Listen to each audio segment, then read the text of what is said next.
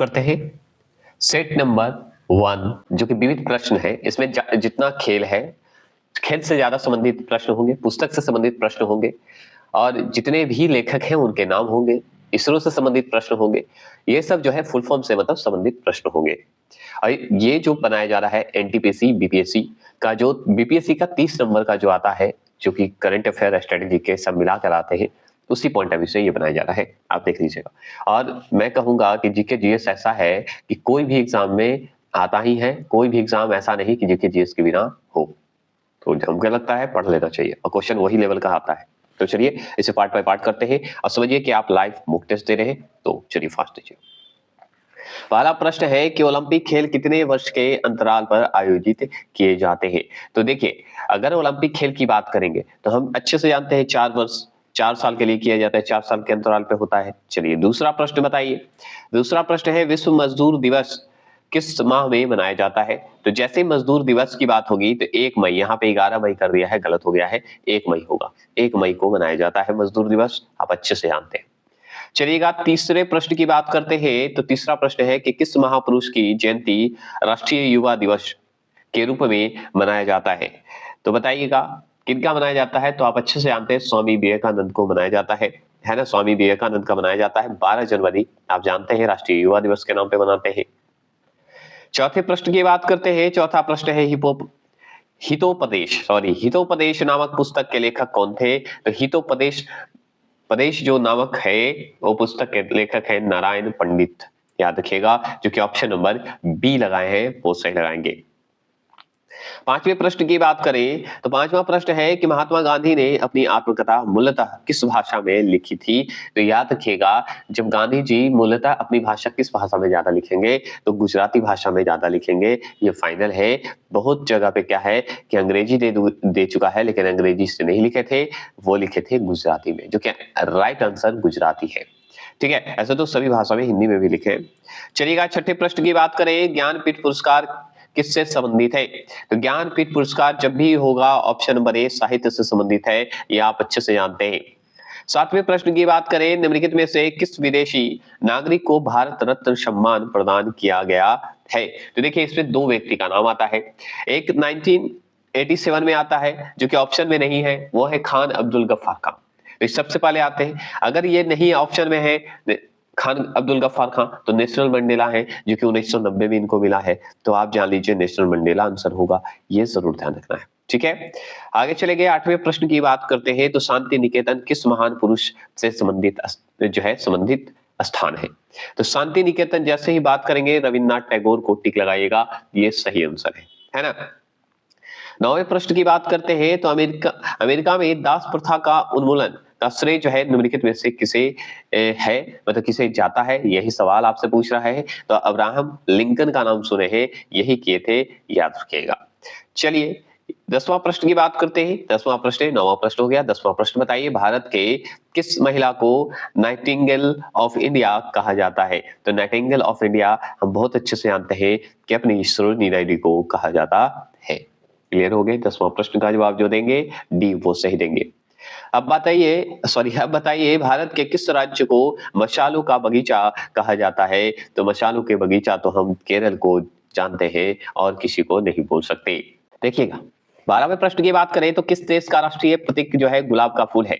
तो याद रखिएगा, जैसे ही राष्ट्रीय प्रतीक गुलाब का फूल अगर पूछे तो सऊदी अरब टिक लगाइएगा, क्योंकि गुलाब का फूल का यह भी प्रतीक माना जाता है। ऐसे अमेरिका, वियतनाम जो है सबसे इंपॉर्टेंट, वहां भी ये राष्ट्रीय गुलाब जो है राष्ट्रीय प्रतीक है, ये मान के चलिएगा। मान के चलना नहीं है, मानना ही है, क्योंकि वियतनाम में भी माना जाता है, संयुक्त राज्य अमेरिका का भी है, चिन्ह है, याद रखेंगे, और आपका सऊदी अरब का भी है। ठीक है, ईरान का वाटर लिली है, याद रखिएगा। इसमें आंसर ईरान दिया था, इसलिए मैं बता दिया। 13वां प्रश्न की बात करते हैं। तो निम्नलिखित में से किस देश का राष्ट्रीय पशु जो है आइस विश है। आइस विश है, तो जैसे ही आइस विश शब्द आए तो आप जापान को टिक लगा दीजिएगा, सही हो जाएगा। क्या हो जाएगा, जापान को, क्योंकि जापान का है ये पशु है। ठीक है, 14 प्रश्न है, भारत की पहली शावक फिल्म आलम आरा, ठीक है, के निर्देशक कौन थे। तो आप जान लीजिए आलम आरा का जो है ईरानी जी है। कौन ईरानी जी है, तो आरदेशीर ईरानी है, जो कि ये बहुत ही इंपॉर्टेंट है। आलम आरा का जो है निर्देशक है, डायरेक्टर है, याद रखिएगा।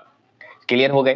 15वां प्रश्न की बात करें तो भारतीय अंतरिक्ष अनुसंधान संगठन का मुख्यालय कहाँ स्थित है? तो कहाँ होगा? बेंगलोर में। अब भारतीय अंतरिक्ष अनुसंधान संगठन का मुख्यालय है तो ये क्या है? इसरो को ही कहा जाता है, याद रखिएगा। ठीक है, चलिए आगे चलते हैं। 16वां प्रश्न है कि भारत का प्रथम परमाणु ऊर्जा रिएक्टर कौन सा था? तो भारत का परमाणु अगर ऊर्जा रिएक्टर पूछते हैं ना तो अप्सरा का नाम सुने होंगे, अप्सरा जी नाम है, तो अप्सरा नाम है, सॉरी, मतलब जोक के लिए मैंने बोला। भारत का प्रथम परमाणु ऊर्जा रिएक्टर जो है अप्सरा है। 17वां प्रश्न की बात करते हैं। 17वां प्रश्न है कि विश्व की सबसे ऊंचाई पर स्थित दूरबीन वेधशाला कहां है? बता सकते हैं? बताइए बताइए, इसका आंसर का जवाब दीजिए आप। जो दीजिएगा वो सही देंगे। देखिए आंसर इसके अनुसार तो देखा जाए, इस बुक के अनुसार तो ऑप्शन नंबर ए भारत दे रहा है, लेकिन विश्व की सबसे ऊंचाई पर स्थित दूरबीन वेधशाला कहां है? बताइए बताइए। तो याद रखिएगा एकदम सही आंसर है, भारत में ही है, ये सबसे ऊंचा माना जाता है वेधशाला दूरबीन का है वर्ल्ड में। 18वें प्रश्न की बात करते हैं तो भारत में रेलवे का सबसे लंबा प्लेटफॉर्म निम्नलिखित में से कौन सा है? तो याद रखिएगा गोरखपुर है। कौन है? गोरखपुर है। अब वो क्वेश्चन करूंगा आपसे। 19वां प्रश्न है कि भारत में क्षेत्रफल की दृष्टि से सबसे छोटा केंद्र शासित प्रदेश है? तो सबसे छोटा केंद्र शासित प्रदेश हमारा ऑप्शन नंबर ए लक्षद्वीप है। ऑप्शन नंबर बी जो लगाएंगे वो सही लगाएंगे। आगे चलेंगे। 20वां प्रश्न है स्वतंत्र ठीक है, स्वतंत्र भारत के प्रथम राष्ट्रपति निम्न में से कौन थे? तो डॉक्टर राजेंद्र प्रसाद थे। ये सब इतना इजी है कि आप लोगों को मुंह पे याद होगा। अब ये सवाल बहुत बार पूछा है कि इसरो का पूर्ण रूप क्या है? तो इसरो का पूर्ण रूप बताएंगे तो बताइए। इसरो का पूर्ण रूप होता है इंडियन स्पेस रिसर्च ऑर्गेनाइजेशन, जो कि ऑप्शन नंबर डी जो लगाएंगे वो सही लगाएंगे। ठीक है, 22वां प्रश्न की बात करते हैं। तो 22वां प्रश्न है आनंद मठ के लेखक निम्नलिखित में कौन है? तो आनंद मठ के लेखक निम्नलिखित में कौन है? 22वां प्रश्न का जवाब दीजिए। तो option number A Bankim Chandra Chatterjee जी हैं। 23वां प्रश्न की बात करते हैं। इनकलाब जिंदाबाद के नारे को किसने लोकप्रिय बनाया? बता सकते हैं? तो बताइए। तो याद रखिएगा ऑप्शन नंबर ए सरदार भगत सिंह थे। तो इनकलाब जिंदाबाद के नारे को किसने लोकप्रिय बनाया? सरदार भगत सिंह बनाए। ठीक है, आगे 24वां प्रश्न है दक्षेस मतलब सार्क का मुख्यालय कहाँ स्थित है? तो सार्क का मुख्यालय कहाँ स्थित है बताइए। तो ऑप्शन नंबर सी काठमांडू है। कहाँ है? काठमांडू है। ठीक है, जो कि नेपाल में पड़ता है, अच्छे से जानते हैं। अब बताइए इसकी स्थापना कब हुई थी? ये कम्युनिटी पोस्ट पे मैं क्वेश्चन करूंगा। निम्नलिखित में से विरोध का प्रतीक है? तो विरोध का प्रतीक माना जाता है काला झंडा को माना जाता है ना। चलिए आगे चलते हैं। 26 क्वेश्चन नंबर है, बताइए किसने कहा था कि स्वराज मेरा जन्मसिद्ध अधिकार है और मैं इसे लेकर रहूंगा? तो वो कहने वाले और कोई नहीं, बाल गंगाधर तिलक जी है ना। चलिए 27 क्वेश्चन नंबर बात करते हैं। निम्नलिखित में कौन राष्ट्रपिता के नाम से मशहूर है? तो महात्मा गांधी जी हैं। बहुत सिंपल क्वेश्चन है ना। 28 क्वेश्चन नंबर बताइए कि निम्नलिखित में किसे फ्रंटियर ठीक है, फ्रंटियर ऐसे बोला जाता है, फ्रंटियर गांधी के नाम से जाना जाता है? तो वो जाने जाते हैं खान अब्दुल गफ्फार खां। ठीक है, ऑप्शन नंबर ए जो लगाएंगे वो सही लगाएंगे। ठीक है, 29 क्वेश्चन नंबर की बात करते हैं। 29 क्वेश्चन नंबर है कि स्वतंत्रता की मूर्ति जिसे स्टैच्यू ऑफ लिबर्टी किस देश का राष्ट्रीय स्मारक है? तो वो संयुक्त राज्य अमेरिका का है। इसमें भी सोचने की बात नहीं है, अभी नेट पे डालिए आ जाएगा, है ना, देखे होंगे बहुत बार फिल्मों में भी। 30वां प्रश्न है कंगारू किस देश का राष्ट्रीय पशु है? कंगारू बताएंगे तो ऑस्ट्रेलिया का। याद रखिएगा ऑस्ट्रेलिया में सबसे ज्यादा पाया जाता है ये। 31 क्वेश्चन नंबर की बात करें, जापान की मुद्रा है एन। याद रखिएगा।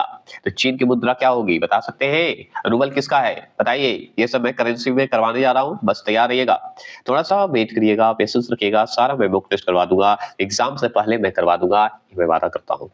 भारत रत्न से सम्मानित प्रथम महिला निम्नलिखित में से कौन थी? तो वो थी आपका श्रीमती इंदिरा गांधी थी। ठीक है, इंदिरा गांधी जी थी। 33वां प्रश्न की बात करते हैं। भारत के उपग्रह का नाम है? तो उपग्रह का नाम आर्यभट्ट है। क्या है? आर्यभट्ट जी है। ठीक है, 34वां प्रश्न की बात करें, विश्व साक्षरता दिवस कब मनाया जाता है? तो विश्व साक्षरता दिवस मनाते हैं हम लोग 8 सितंबर को मनाते हैं। ठीक है, चलिए 8 सितंबर को ही मनाते हैं, ये जरूर ध्यान रखिएगा, सही आंसर है इसका। अब देखिए 35वां प्रश्न है, लौह पुरुष की उपाधि से किसे विभूषित किया गया है? तो लौह पुरुष किसका नाम है? तो सरदार वल्लभ भाई पटेल का। बहुत इजी क्वेश्चन ये सब है ना, ये सब तो आप टिक लगा के आ जाएगा, लेकिन क्वेश्चन को इग्नोर नहीं करना है क्योंकि क्वेश्चन आता है, हल्का क्वेश्चन ही आता है, ये इंपॉर्टेंट है। भारत की सरकारी रिपोर्ट अथवा प्रकाशन को कहा जाता है? व्हाइट पेपर कहा जाता है। क्या कहते हैं? White paper. 37 चंद्रमा की धरती पर कदम रखने वाला प्रथम व्यक्ति निम्न में से कौन है? तो option number B Neil Armstrong है। इनका नाम सुने होंगे, ठीक है। 38 क्वेश्चन नंबर, विश्व की प्रथम महिला प्रधानमंत्री कौन थी? तो प्रथम महिला प्रधानमंत्री विश्व की पूछा जा रहा है, तो आप बताइए। तो ऑप्शन नंबर ए, ठीक है, श्रीमावो भंडार नायक नाम ही है इनका। क्वेश्चन नंबर है कि विश्व में हृदय प्रत्यारोपण का पहला ऑपरेशन किसने किया था? तो करने वाले वो थे ऑप्शन नंबर ए, याद रखिएगा, क्रिश्चियन बर्नार्ड है। ठीक है, क्लियर हो गए। चलिए 40 प्रश्न की बात करते हैं। 40वां प्रश्न की बात करते हैं। 40वां प्रश्न है कि पंचतंत्र के लेखक निम्न में से कौन है? तो विष्णु शर्मा है, बहुत बार जानते हैं आप। 41 क्वेश्चन नंबर है कि विश्व श्रमिक दिवस कब मनाया जाता है? लीजिए, श्रमिक दिवस मतलब मजदूर दिवस, तो ऑप्शन नंबर ए 1 मई को मनाते हैं। 42 क्वेश्चन नंबर की बात करते हैं, तो हॉकी का जादूगर निम्नलिखित में से किसे कहा जाता है? तो हॉकी का जादूगर option number C major Dhyan Chand को कहा जाता है। 43 क्वेश्चन नंबर की बात करें, महात्मा गांधी के समाधि स्थल को कहा जाता है? राजघाट कहते हैं, है ना। चलिए 44 क्वेश्चन नंबर, डायट किस देश की संसद का नाम है? तो जापान का नाम है ना, डायट।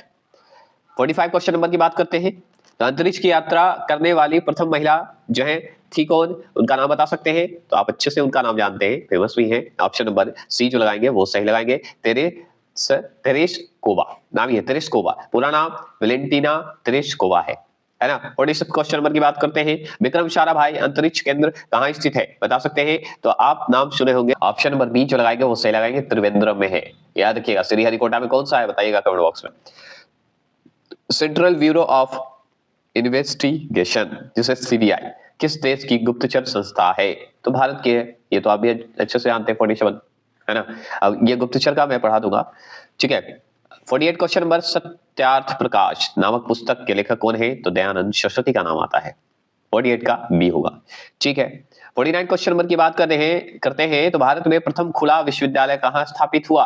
तो खुला विश्वविद्यालय अगर बात करें ना, तो ये माना जाता है हैदराबाद को, ठीक है। हैदराबाद में हुआ था, लेकिन इसमें हैदराबाद तो ऑप्शन में है नहीं, ठीक है। खुला विश्वविद्यालय इग्नू को भी कहा जाता है, जो कि आपको नई दिल्ली ऑप्शन लगा दीजिएगा। राष्ट्रीय फिल्म एवं विकास निगम की स्थापना किस वर्ष हुई बताइएगा? तो देखिए, अगर बात करें राष्ट्रीय फिल्म की विकास निगम की, तो 1975 में ही हुआ है, ठीक है। लेकिन 1975 में हुआ है, इसका तो इसमें है नहीं ऑप्शन में, है ना। लेकिन आंसर जानते हैं, 3 ढंग में पूछता है। एक तो 1970 से लेके 80 माना जाता है, ठीक है। तो इसमें तो आपको मान लीजिए 75 बीच में तो आएगा कि नहीं? आएगा, लेकिन राइट आंसर होता है 1975, लेकिन ऑप्शन में है नहीं, तो हम क्या लगाएंगे इसमें आंसर? ऑप्शन नंबर बी 1980, क्योंकि 1970 से 1980 के जो है लगभग माना जाता है, याद रखिएगा, जिसमें से 1975 राइट माना जाता है, लेकिन इसमें है नहीं, तो 1980 मानेंगे सही। 1980 से ज्यादा नहीं, 1980 ही मानेंगे, याद रखिएगा।